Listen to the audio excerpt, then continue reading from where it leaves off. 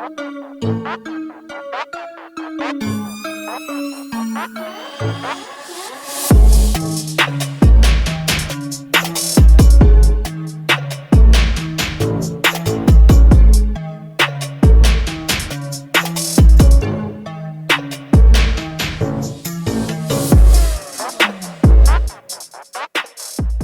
guys, so this video is going to be over, my whole thing in 2020 where um, I just really wanted to get healthy and lose some weight. So we'll start from the beginning when I was in elementary school, and we'll kind of go through that and what led to the point of, 2020.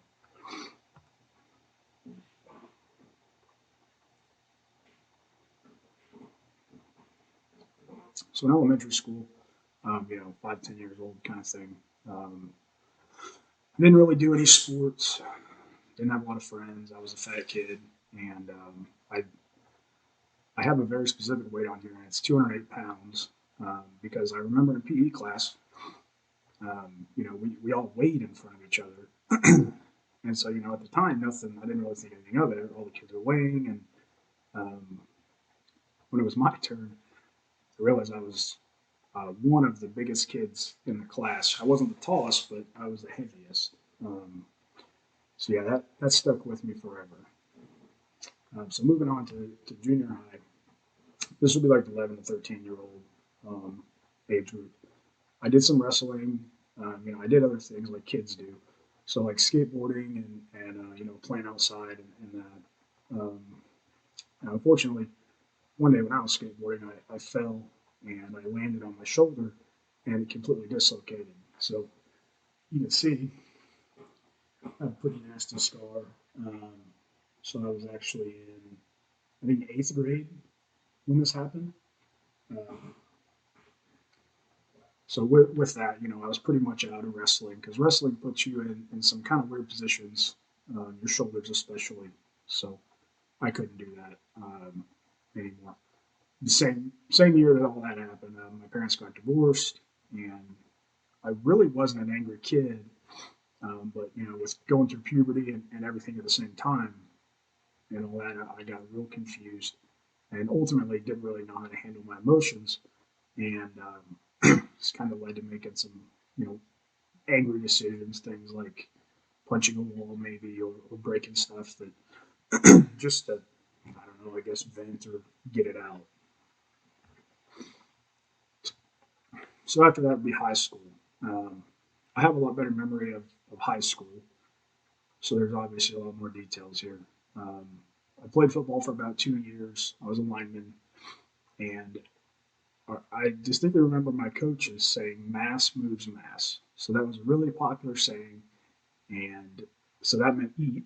Eat as much as you can, because then you won't be able to move, or people won't be able to move you, but you can move them. And it's not true, obviously, but anyway. So at that time, I really didn't know what I was doing with my diet. I would do things like eat a burger and pizza and chicken nuggets, and my my mom would give me a certain amount of money every week for lunch because we had like a la carte stuff. You can go grab whatever you wanted, and I would run out of money.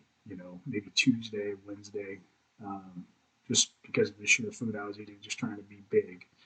Um, anyway, so moving on, I ran a 6.1 40-yard dash, and the average, like in the NFL combine, I think it was 5.36 for a lineman. So, and not saying I was ever, going to the NFL or trying to, but that should put in perspective. Those guys are, a lot of them are heavier than I was, and they would have been able to smoke me in a foot race. I bench pressed 185. I think it was 6 times. I don't remember because I really wasn't into training at this time. Um, Not real serious, but I think I did it 6 times. Um, at some point, I don't remember the order of how everything happened, but there was a guy. His name's Louis Girardi. And Louis, if you see this, you'll probably remember. But anyway, I got introduced to him, and I got very interested in powerlifting because it just kind of seemed like the place that I could be myself.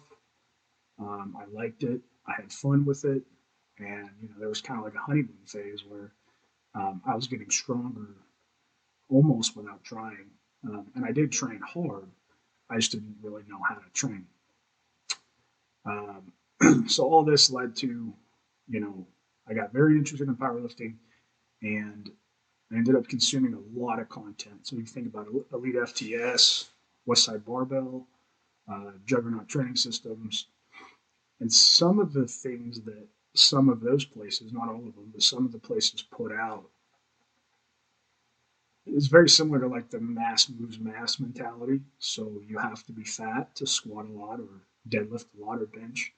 And if your gut gets in the way, you're just not built for the lift, which is really dumb because it kind of promotes an unhealthy lifestyle. And ultimately, when I was this way, I was only happy in the weight room. So anytime I was outside of it, all I could think about was going back, and I really didn't enjoy anything about my life besides training. And I only trained, 3 to 4 days a week for an hour to 2 hours. So you're looking at a maximum of 8 hours out of a week of being happy. Um, so that's tough. That's not what I know now is that's not the way that it should be. So moving on after high school, I went to a trade school, and so what I did there was I learned how to machine. So machining is like taking a piece of metal, putting it on a lathe or a mill, and making something out of it. So a lot of times there's shops like fabrication shops that do welding. That's not the same thing. So this would be like precision things. So if you're like down to the third or fourth decimal and you need something that's going to be perfect, a good machinist or a good machine, either way, will be able to help with that. So anyway, in that industry, it's also not a health oriented industry. The thing about it is a lot of guys work overtime. A lot of guys live off of beer and top ramen. And being the young guy I was, it was another place that I was like, hey, I could fit in here because I wasn't a healthy person. Um, so anyway, I started to really fall in love with machining because I was okay at that too. And it was a place that being fat didn't matter. If you made good parts, you made good money, and nothing else, you know, it, being fat wouldn't impact your paycheck. So once again, that just wasn't a priority of mine to get healthy.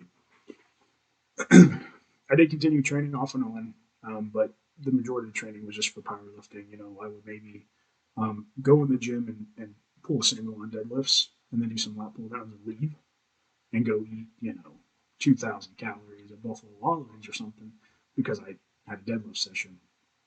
When in reality, the volume was just so ridiculously low that I didn't need all that food.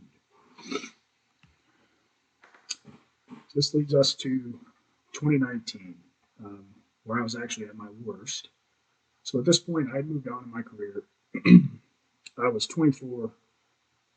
Yeah, I turned 25 in August of 2019. Um, still have the same job, a good job. Um, you know, we're a financially stable family, and so what that did was that allowed me to kind of do whatever I wanted. Um, so when you never hold yourself back, you end up with bad habits, I guess, because naturally, at least for me, I want to do things that feel good and eat things that taste good and all that, even if it's not good for me. So my peak weight was 314 pounds. I was actually depressed. I was pretty depressed. I had a long-term goal of actually working for a company that makes the tools that we would use in a machine shop to cut metal, and so I reached that goal. And the thing was I really didn't have a goal to work towards, because well, we had money saved up, I had a good job, we had a house, I had 2 kids, I'm married, our car was paid off. In the scheme of things, I'm pretty successful at that point, but I just wasn't happy. Um, anyway, so I would drink a lot. And when I say drink a lot, it's probably, there's like the $25 bottles of whiskey.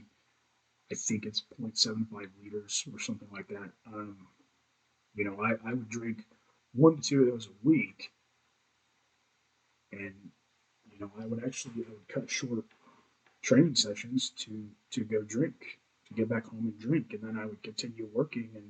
And there was maybe probably a 3 to 4 month period where I was working 16 or 17-hour days, um, training for probably 30 minutes 2 to 3 times a week, and drinking for in the evenings. Um, I'm following along this PowerPoint as I'm reading through it. But I did train in the gym. It was always on a whim. I didn't have a plan. I wasn't working towards anything, but training had become kind of like a therapy for me, where going to the gym and lifting, and you do feel good. Um, for me, I didn't feel good for very long, but it was a perk of the day. Still, at this point, I wasn't doing any kind of cardio. Uh, my body composition was pretty bad, and you'll see that later on. But I remember, because I was on before this, I was on the road for this company that I worked for about 15 months away from my family. So I'd stay in hotels and eat out, and I was still training through that too. But I remember thinking something's got to give. I've got to get healthy. I've got to quit drinking. I'm not happy with how I look and all that, but I just never did it. I made like some attempts at it where I would like drop 10 pounds, but realistically, when you're 300 and something pounds and you drink a lot or you eat fried foods, you could change something and lose 10 pounds of water in 10 days. Um, so anyway, I made pretty feeble attempts at trying to get healthy. And then, I would have an excuse like, oh, I'm too busy at work, or I got to work late, so I can't prep my food, or whatever it was. But I didn't make those excuses for drinking. I would figure out a way to drink if I really wanted to. Um, and I'm not really sure why, but at the end of 2019, I remember thinking, okay, I have to change, right? Because, the alcohol, I do remember thinking the alcohol is costing me a lot of money. Financially, I'm a responsible person, and I don't know how I'm going to shake this, but I'm going to have to. So what I did was I came up with a plan. So January 1st, which is ironic because a lot of people that make a New Year's resolution fail, and it was actually just a convenient start point for me, a fresh starting point. It wasn't necessarily a New Year's resolution because for me, this is going to go on a lot longer than just 2020. So anyway, so what I did was I developed a plan. So there was a couple core principles that were very important that I knew in general, if I stuck to them, I would be successful. I didn't know how successful, if I would lose 10 pounds, 40 pounds, whatever it was, but I knew this was a step in the right direction of going where I wanted to go. One rep maxes. So I had always only cared about how much I squat, bench, and deadlifted, and sometimes overhead press for one rep. That's what I lived and breathed. Um, what that does is that fosters bad habits. So carbing up, ridiculously high amounts of carbs because you get bloated, you can lift extra when really you're not any stronger. Your leverages are just a little bit better and you're able to move the weight. You didn't really develop anything to get to where you were. You just ate a bunch of food. Um, so that was a big deal for me. It was I had to get away from the one rep maxes.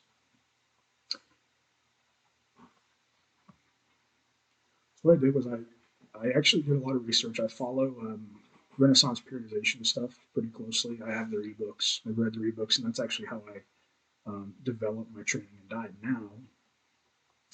But this is just kind of quoting them. But so, anything from 5 to 20 reps and sometimes higher depending on the situation. Um, that's a good range for hypertrophy. So what I did was I decided that was the range I needed to train in for two reasons. It kept me really far away from the one rep max. And, any muscle I did have when I got lean, I wanted it to still be there. I didn't want to do a crash diet and lose everything I had, the little bit that I had, because that's, kind of, I was afraid of being small when I got lean. And I'm sure there's a lot of people that are like that. A third perk to that was I was able to drop my ego because I knew, if I did 16 reps or 14, whatever it was, it wasn't going to be a lot of weight regardless. I mean, I've never seen someone do, a ton of weight for 20 reps. I mean, there are some people out there, but the majority of people that go to the gym aren't going to be doing, 500 pounds for 20 on squats and things like that. So I just kind of had to swallow that pill where I knew the weights were going to go down, and I was able to really work on my technique and movement. Um, the second thing on this, under this principle, was picking exercises that I felt and that would give me the results that I wanted. So if that meant a bigger chest, maybe I was going to do hammer strength plate loaded presses instead of just barbell bench presses. Um,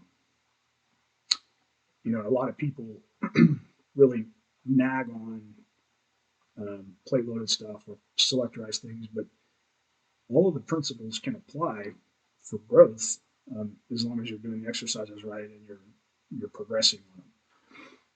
So anyway, that opened up a whole new world of things for me because like the Smith machine, for example, it's always been demonized in powerlifting because it's just a linear path, and you don't work your stabilizing muscles, and I understand that, but for what I was doing, um, this was perfect.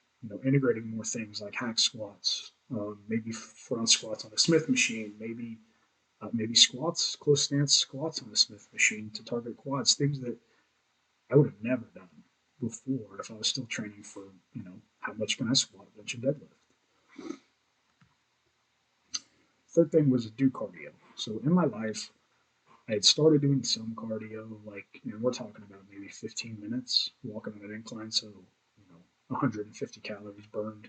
And I would do that for, 2, 3 days and then give up. So I put it in writing that I was going to do 300 calories 4 days a week to start. So at 300 and something pounds, that was very hard. I was very out of shape. And, I did. I wanted to quit. I wanted to quit several times. I wanted to drink. I wanted to do all the things that I was doing, but I didn't. And at some points through this training in 2020, I was all the way up to 1,000 calories burned at 6 days a week. And that would just depend on, if you look at the block of training I was in, what was the end goal? So for this 4, 6, 7, 8 weeks, whatever it is, what do I want to see? Where do I want to be? I might have just had a cardio goal. It might have been a personal thing that I just wanted to do. Next thing is following a planned diet. So before, everything was kind of intuitive, and it wasn't a good intuitive. It was, if I'm hungry, I'm going to eat till I'm full. And you can fit a lot of junk in your stomach. At least I could in mine.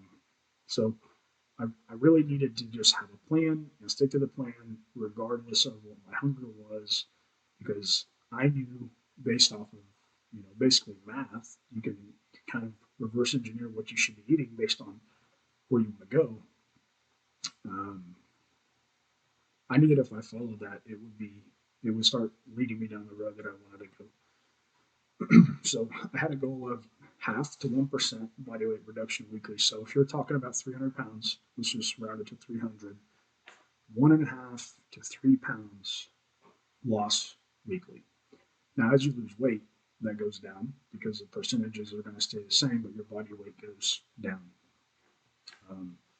And then, I tried to do most of my shopping around the outskirts of the store. So, like vegetables, fruits, um, chicken, beef, fish, whatever it was. And I do things like add in fat-free cream cheese or whatever, but the majority of what I try to eat would be like meat, vegetables, uh, fruit, rice, things like that. So what happened? I successfully followed my plan for all of 2020, and I lost 72 pounds. So for anybody that's starting out doing this that has 60 pounds to lose, my kids are trying to get in. Anyone that has like 60 pounds to lose, I lost 1.384 pounds a week. And that's not a lot. So like in a month, I might lose 6 pounds, maybe.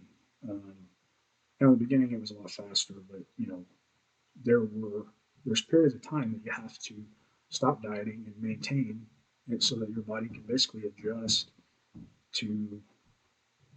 Um, my kids are knocking on the door, so that your body can adjust to your new body weight. And so that would mean that you increase your calories and you're not going to make any progress, but you're setting yourself up for a smoother diet for the next 6, 8, 12 weeks, whatever it would be. Um, so yeah, 1.384 pounds a week on average. And that's including the maintenance or mid phases. I also realized that I can do other things than powerlift.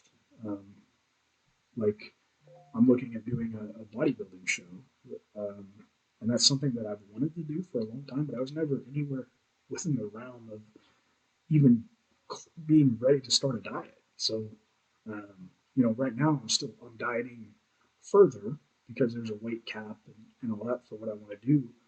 But I'm closer than I've ever been. Um, Obviously, I started a YouTube channel. I posted some videos middle of last year, but I fell off. I'm not very good at editing. I'm still learning all that. I don't like talking on camera. Um, but I think it's important that what I am doing, there's other people in the same spots. And a lot of the information that's out there in fitness is trying to sell something. And, I wouldn't say victim, but I was taken advantage of a lot. Of, I was taken advantage of by a lot of companies. So supplement companies, apparel companies, all that when I was younger, because it was cool. And in reality, it didn't do anything for me, performance wise, body composition wise. The $50 pre workout versus the 20. Um, there's just a list of things that matter, and then the rest doesn't. So anyway, I started this channel so that I could try to help people um, get to where they want to go faster without making the same mistakes that I did. Um, this is a really good one. I gained insight into the importance of discipline in my life. So there were certain areas in my life where I did have discipline. And then there were others where I just didn't. So like the drinking, the diet, my poor adherence to a training plan, flip flopping things all the time. All of that's changed. And what that's also helped me understand is discipline is actually a skill. So if you get really good at discipline, you can do a lot more things. You might have a cleaner house. Your laundry might get done. You might save more money. Discipline is a skill that once you develop it, it really kind of unlocks a lot more things that you can do. Because it's I see discipline as a skill of I specifically see it as being able to do things you don't want to do, that you need to do but you don't want to do. And then lastly, um, I can confidently say that I actually understand how to write a diet, how to write a training plan. Um, and so that was something I was missing for a long time, and I had to pay people, you know, let's say up to $500 a month. I don't really need to do that anymore. Um, the one thing that I could see myself having to do in the future is for my first bodybuilding show, maybe every show, I don't know. But a second set of eyes to help me see things that maybe I'm not looking at. But as far as how to train for hypertrophy or strength or gain weight or lose weight or maintain weight, I truly believe that I know how to do that now. Well, anyway, so that's all I got.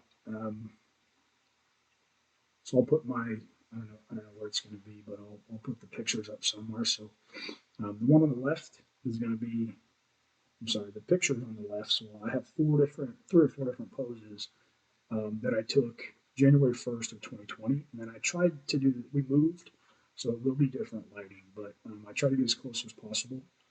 Um, and you'll just see the 72-pound difference, and I'm not done, right? It's very obvious I'm not done. Um, but this is a really good start, and I'm very proud of, of what I've been able to do. So, anyway, thanks for watching, and that's all I got.